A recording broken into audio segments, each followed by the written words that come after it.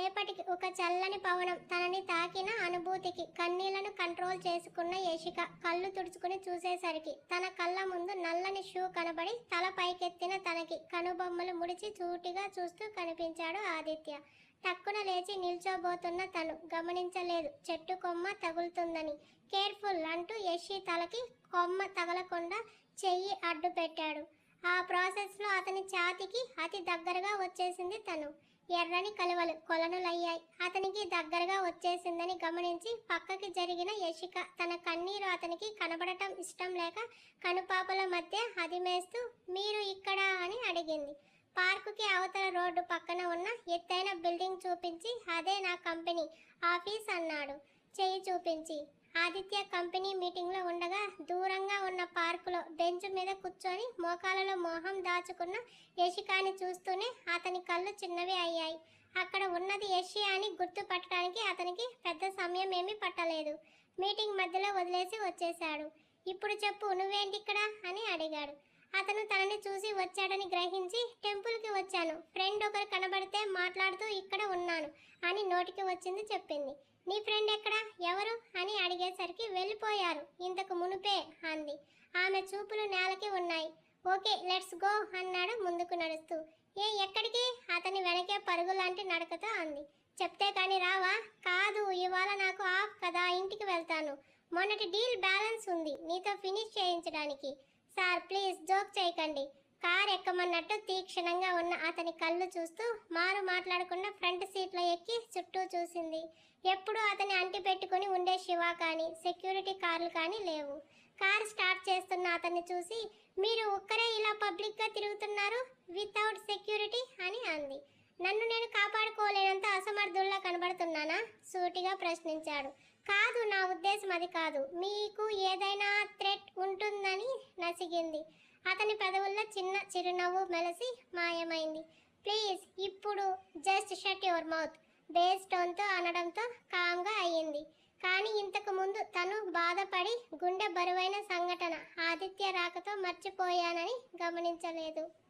Aditya meeting అనగానే minister కూతుర్ని కలవడానికి వెళ్ళిన సంగతి గుర్తొచ్చి అమ్మాయి నచ్చిందా అని అడగాలని పెదవి వరకు వచ్చిన మాటని గొంతులోకి తోసేసింది. తనకేం అవసరం అతని పర్సనల్ విషయాలు తెలుసుకోవడానికి అని బుద్ధి చెప్పడంతో ఇక ఆ ప్రస్తావన రాలేదు. కానీ ఇది వరకు తను అడగాలనుకున్న విషయం అడగాలా వద్దా అని ఆలోచిస్తుంది. ఏమైనా చెప్పాలా? కార్ టర్న్ చేశాక బ్లూటూత్లో శివాకి కాల్ కనెక్ట్ చేశాడు. తన మనసులో మాట ఎలా కనిపెట్టాడు? ఆశ్చర్యంగా అనిపించింది. తను చెప్పేంతలో శివ అన్నాడు. అన్నీ రెడీ అన్నా అని అవతల నుంచి శివ రిప్లై ఓకే అని కట్ చేశాక ఏంటి అన్నాడు కూల్గా. బాబోయ్ బాబు బాగా సాఫ్ట్గా అలాగే న్యూ హెయిర్ స్టైల్లో పిచ్చ హాట్ హ్యాండ్సమ్గా అనిపిస్తుంటే తనేం చెప్పాలి అనుకుందో మర్చిపోయింది. మైండ్ చూడకు అంటున్న కళ్ళు ఆటోమేటిక్గా అతని వైపు వెళ్తున్నాయి. మన కంటికి వింపుగా నచ్చేలా ఏదైనా కనబడితే మైండ్తో పని లేకుండానే ఆర్గాన్స్ వాటి పని అవి చేస్తాయని ఇప్పుడు తనకి ఎక్స్పీరియన్స్ అవుతుంటే వద్దు యశి అలా చూస్తే నిన్ను ఎలాగో అనుకుంటాడు, అవసరమా అని సిక్స్త్ సెన్స్ వారించింది. కానీ ఆ అమ్మాయిలను సైతం సమ్మోహనపరిచే అతని రూపానికి మైమరిచి చూడకుండా ఎలా ఉంటుంది? మార్నింగ్ గుడిలో స్వామిని చూస్తే ఎలా అయితే ఇంకా ఇంకా చూడాలి అనిపించిందో ఇప్పుడు అదే భావన. రెంటిలోనూ పెద్ద తేడా ఏమీ కనబడలేదు.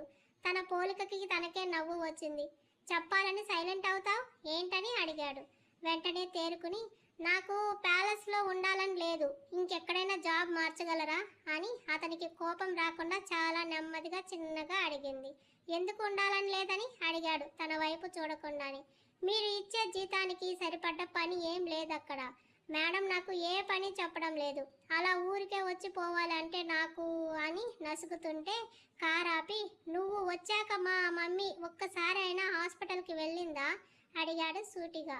లేదు టక్కున చెప్పింది. దట్స్ ఇట్, నాకు నువ్వు చేసే పని ముఖ్యం కాదు, అమ్మ హెల్త్ ఇంపార్టెంట్. తను నీ దగ్గర కంఫర్ట్గా ఫీల్ అవుతుంది, నిన్ను ఇంట్లో మనిషిగా అనుకుంటుంది. సో తప్పదు, ఇష్టం లేకపోయినా ఉండాలి నువ్వని చెప్పి ఇంకేమైనా అడగాలా అన్నాడు. దర్శన్ అన్నయ్య గురించి మీకు ముందే తెలుసా? డోర్ తీయబోతున్న ఆదిత్య ఆగి పూర్తిగా ఆమె వైపు తిరిగి తెలుసు అయితే అన్నాడు. అంటే నేను మీ ఇంట్లో మీకు తెలియకుండా చేసిన పని గురించి తెలుసు. తెలిసి ఎందుకు నన్ను ఏమనలేదు? ఇంకొకరైతే అక్కడ ఉన్న వాళ్ళలాగే నాకు శిక్ష పడేది కదా. మరెందుకు అన్నీ తెలిసి నన్నేం అనలేదు, కనీసం అడగలేదు? నువ్వు కానీ ఆ పోలీస్ ఆఫీసర్ కానీ పట్టుకుంటే దొరికిపోతానని ఎలా అనుకున్నావు మిస్? నువ్వే నన్ను పట్టుకుంటాను అనే ధీమాతో ఉన్నప్పుడు నేనేంటో కూడా నీకు తెలియాలి కదా. ఫస్ట్ నువ్వు అమ్మాయివి అయ్యి బ్రతికిపోయావు, నెక్స్ట్ అని ఆగాడు. అతను ఏం చెప్తాడో అని కళ్ళు పెద్దవి చేసి చూస్తుంది. దిగు అన్నాడు. ముందైతే ఇది చెప్పండి, నన్ను ఎందుకు? షటప్, జస్ట్ ఫాలో మీ అని గదమడంతో బెదిరి ఆదిత్య వెనకే వెళ్తున్న యశిక కాసేపటికి అది క్రికెట్ స్టేడియం అని తెలుసుకుని ఇక్కడికి ఎందుకు తీసుకొచ్చారు అంది. ఫుట్బాల్ మ్యాచ్ చూడడానికి వెటకారంగా చెప్పిన ఆదిత్యని గుర్రుగా చూస్తూ ఎదురుగా వచ్చిన శివాని చూసింది. ఓ, హనుమంతుల వారు ఇక్కడ ఉన్నారా అనుకుంటూ వాళ్ళ కోసం అలర్ట్ చేయించిన ప్లేస్కి వెళ్ళింది. కింద వేలాది జనంతో స్టేడియం కిక్కిరిసి ఉంది. యశిక నిజంగానే షాక్ అయింది. క్రికెట్ అంటే తనకి ఇష్టమే, కానీ ఇంట్లో కూర్చొని చూస్తే ఆ టికెట్ డబ్బులు కలిసి వస్తాయని ఎప్పుడు ఇంట్లోనే చూసేది. స్వాతి ధను స్టేడియంకి వెళ్ళి చూద్దామని పిలిచినా వచ్చేది కాదు. టీవీలో అలా హై క్లాస్లో కూర్చొని చూస్తున్న వాళ్ళని చూస్తూ నేను ఎప్పుడైనా అలా చూడగలనా అని అనుకునేది. కానీ ఇప్పుడు మాత్రం అదే పొజిషన్లో ఉండేసరికి అస్సలు నమ్మలేనట్టు ఒక విధమైన షాక్తో నిల్చుండిపోయింది. చుట్టూ క్లాసెస్తో సపరేట్గా ఉన్న కారిడార్లో కూర్చోవడానికి స్పెషల్ సీట్స్ ఉన్నాయి. కోట్ తీసి చైర్ మీద వేసి కారిడార్లోకి వచ్చిన ఆదిత్య అప్పటికే జరుగుతున్న మ్యాచ్ ఇంట్రెస్టింగ్గా చూస్తున్నాడు. ఇండియా బ్యాట్స్మెన్ 6 కొట్టడంతో స్టేడియం మొత్తం ఒక్కసారిగా అరవడంతో ఇహలోకి వచ్చిన యశిక ఆదిత్యాన్ని చూసింది. హ్యాండ్స్ ప్యాంట్ పాకెట్లో పెట్టుకొని స్టిఫ్గా నిల్చున్న నిండైన హుందాగా ఉన్న విగ్రహాన్ని చూస్తుంటే వెళ్ళి అతని పక్కన నిల్చోవాలన్న కాలు కదపలేని ఒక విధమైన ట్రాన్స్లోకి వెళ్ళిపోయింది. అన్నీ తెలిసి నన్ను ఎందుకు ఏమీ అనలేదు? ఇదే తన మైండ్ని తొలిచేస్తున్న ప్రశ్న. లంచ్ టైం అయిందని భోజనం సిద్ధమని శివ వచ్చి చెప్పడంతో యశిని చూసి పద అన్నాడు. నాకు ఆకలిగా లేదు, మీరు తినండి అంది. ఆకలిగా లేదా? ఎందుకు లేదు? రోజు ఈ టైంకి తిన్నవా నువ్వు అని అడిగాడు. నేను గుడిలో ప్రసాదం తినేశాను, ఆకలిగా లేదని చెప్తున్నా తనకి సమీపంగా చేరి గుడిలో ప్రసాదం ఎంత అమౌంట్లో ఉంటుందో నాకు తెలుసు, మొహమాటంకి పోతే కడుపు మారుతుంది రా అని వెళ్ళాడు. అప్పుడే జ్యూస్ బ్రేక్ ఇవ్వడంతో మ్యాచ్కి చిన్న బ్రేక్ వచ్చింది. రూమ్లోనే ఉన్న డైనింగ్ టేబుల్ నిండా ఫుడ్ ఐటమ్స్ అన్నీ ఆదిత్య డైట్ ప్రకారమే ఉండటం చూస్తూ శివ పెట్టబోతుంటే కూర్చో శివ, తను సర్వ్ చేస్తుంది అన్నాడు. యశి ఇద్దరికి వడ్డించాక తను పెట్టుకుంది. అన్న మీటింగ్ మధ్యలో వచ్చేసారని మెంబర్స్ సీరియస్ అయ్యారని చెప్పాడు. ఇంకో హాఫ్ అన్ అవర్లో కాన్ఫరెన్స్కి అరేంజ్ చేయని చెప్పాడు జ్యూస్ సిప్ చేస్తూ. సరే అని. ఇవాళ స్పెషల్ ఏంటి యశి, గుడికి వెళ్ళావని అడిగాడు శివ. కల్పన అదే చెల్లికి జాబ్ వచ్చిందని వెళ్ళామన్నయ్య అంది. ఓ, కంగ్రాట్స్ చెప్పమ్మా నా తరపున అని లంచ్ ఫినిష్ అయ్యాక అక్కడే ఉన్న బాయ్ ఒకరు వచ్చి అన్నీ క్లీన్ చేశాక గ్లాస్ డోర్స్ని క్లోజ్ చేయమని చెప్పి ఆదిత్య మీటింగ్ అటెండ్ అయితే మ్యాచ్ చూడటంలో బిజీ అయింది యశిక. మన వాళ్ళు లాస్ట్ ఓవర్లో 20 రన్స్ కొడితే విన్ అవుతారు. గేమ్ ఉత్కంఠంగా సాగుతుంది. మీటింగ్ అయిపోవడంతో వచ్చిన ఆదిత్య కూడా ఇంట్రెస్ట్గా చూస్తుంటే మన టీం గెలుస్తుందా అని టెన్షన్ పడుతుంది. క్రేజ్లో మిస్టర్ వి ఉన్నాడుగా, డెఫినెట్గా విన్ అవుతాం అన్నాడు. ఐ లైక్ విరాట్, తనంటే చాలా ఇష్టం నాకు. నా టీనేజ్లో క్రష్ కూడా. ఒక్కసారైనా తనతో ఒక సెల్ఫీ లేదంటే ఆటోగ్రాఫ్ అయినా తీసుకోవాలని నా కోరిక అని కోహ్లీని చూస్తూ అభిమానం పొంగుతున్న యశి ఆరాధనగా చెప్తోంది. Do you like Virat? పక్కనే నిల్చుని తననే చూస్తూ అడిగాడు. Yes, I like him so much and I love ఆనందంతో వాగేస్తుంది. 2 బాల్స్ సింగిల్స్ రావడంతో స్టేడియం మొత్తం నిశ్శబ్దంగా మారింది. గాడ్ ప్లీజ్ ఇండియా గెలిచేలా చూడని చేతులు జోడించి ఆకాశం వైపు ఆర్తిగా చూస్తూ దండం పెడుతున్న యశి ప్రతి హావభావాన్ని మిస్ అవ్వకుండా కళ్ళలో నింపుకొని చూస్తున్నాడు. ఆసీస్ బౌలర్ వేసిన ఫాస్ట్ బాల్ కి కింగ్ కోహ్లీ బాదిన 6తో అభిమానులు అరుపులు ఆకాశాన్ని తాకడంతో వావ్ అని గట్టిగా చప్పట్లతో కేరింతలు కొడుతూ అరుస్తూనే అమ్మో 3 బాల్స్నే ఉన్నాయి అని కంగారు. తనతో పాటే అందరిలో కూడా. నెక్స్ట్ బాల్ కూడా 6 కొట్టడంతో యశి ఎగిరి గంతేసింది. ఆ తర్వాత బాల్ డాట్ బాల్. అందరూ ఊపిరి బిగబట్టి చూస్తున్నారు. లాస్ట్ బాల్ కోహ్లీ కొట్టిన 6కి బాల్ అవుట్ ఆఫ్ స్టేడియం వెళ్లడంతో ఆసీస్ మీద 5 వికెట్ల తేడాతో ఇండియా మ్యాచ్ గెలిచింది.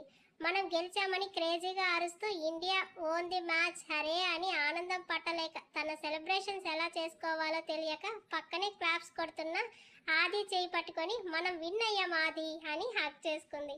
ఒక్క క్షణం అతని సోల్ అవుట్ ఆఫ్ బాడీ వెళ్ళినట్టు, చల్లని పిల్ల తిమ్మిరి తలని చుట్టినట్టు, మల్లెల చెండు హఠాత్తుగా వచ్చి పట్టేసుకుని తన్మయంలోకి తోసినట్టు అతని సబ్కాన్షియస్లో సైతం ఆ సంఘటన బలంగా ముద్రించుకుంది.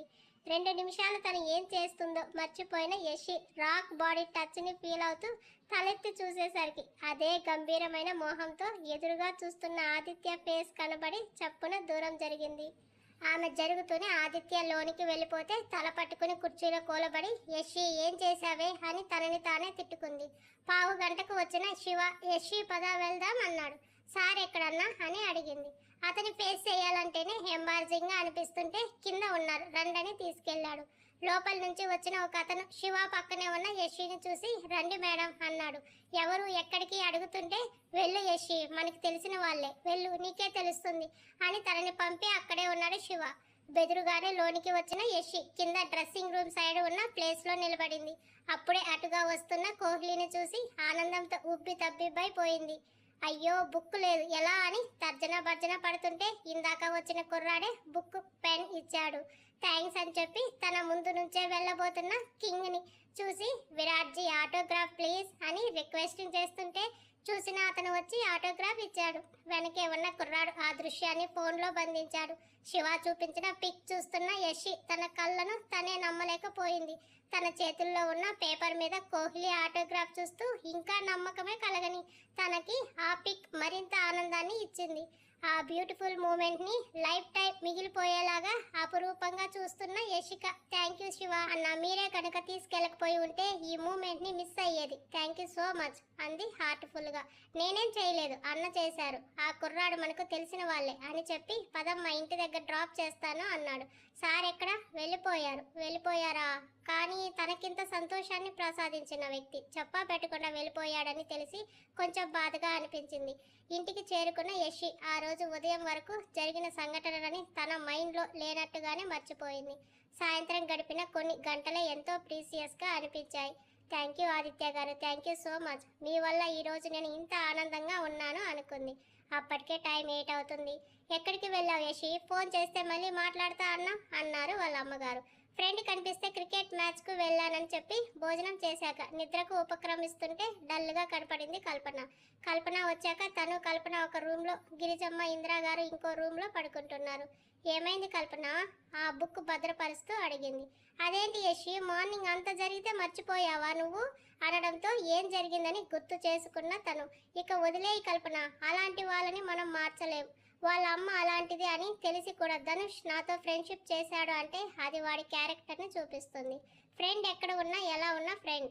వాళ్ళ అమ్మతో మనకి అనవసరం అంటుంటే ఏదో చెప్పబోయి ఆగిపోయింది కల్పన. పడుకోరా అవన్నీ వదిలేయి అని బ్లాంకెట్ కప్పి ఆది అనే పిలుపు సడన్గా స్ఫురించిన ఆమెలో తెలియని అనుభూతి. అంతలోనే అతన్ని ఎందుకు అలా పిలిచింది అనే సందేహం.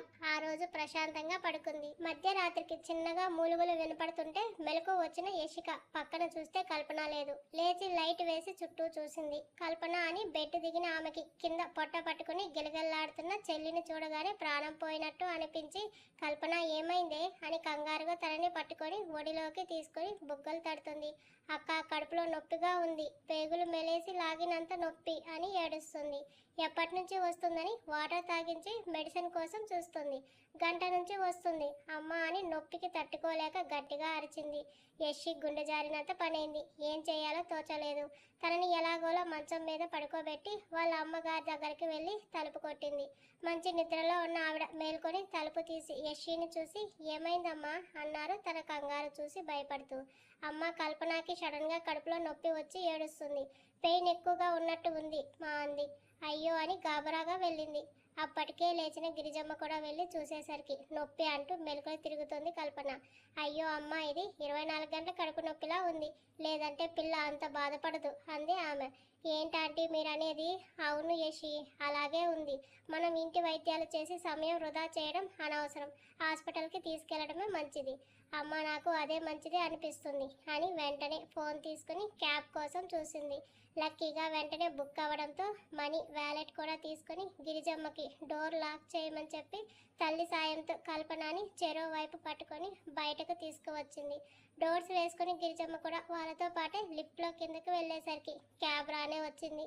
తనకి తెలిసిన హాస్పిటల్ నేమ్ చెప్పి తీసుకెళ్ళమని కల్పన ఓర్చుకో కాసేపు అని సముదాయిస్తున్నా తన వల్ల కావడం లేదు. అరుస్తుంది నొప్పి భరించలేక.